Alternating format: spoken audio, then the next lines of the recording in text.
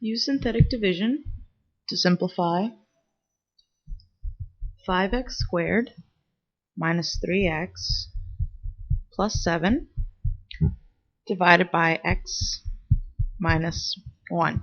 Now, in this case, we can use synthetic division, right? Because the idea is that you can use synthetic division when you have a polynomial divided by a binomial that looks like x minus a. In this case, a is equal to 1, right? So now we can actually use synthetic division. So setting up the problem, what we do is write our a value.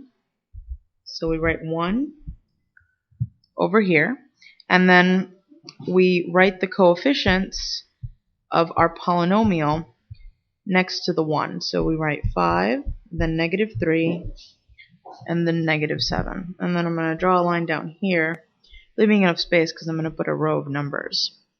So now that we've set up the problem, we can start doing this synthetic division. So the first step is to drop down the leading coefficient up here.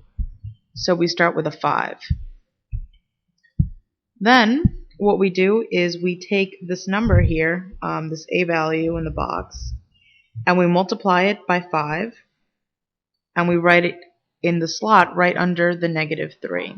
So 1 times 5 is 5, and now we add the columns. So negative 3 plus 5 is going to give us positive 2. So now we basically do the same thing again, except instead with the 5 we're going to use the 2.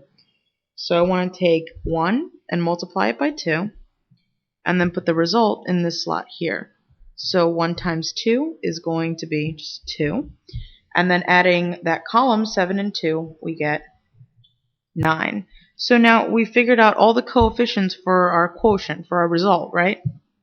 So now all we have to do is affix the appropriate x's to it.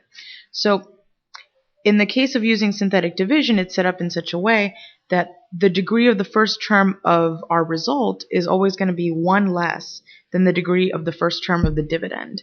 And in this case, the first term of the dividend was x squared, so it was degree 2. So our result is going to be in degree 2 minus 1, which is 1.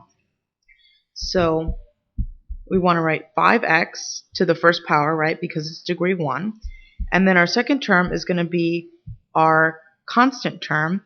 And then this last number, 9, is going to be our remainder. And how do we write our remainder? Is that you write the remainder term over the divisor. So the final result is 5x plus 2 plus 9 over x plus 1.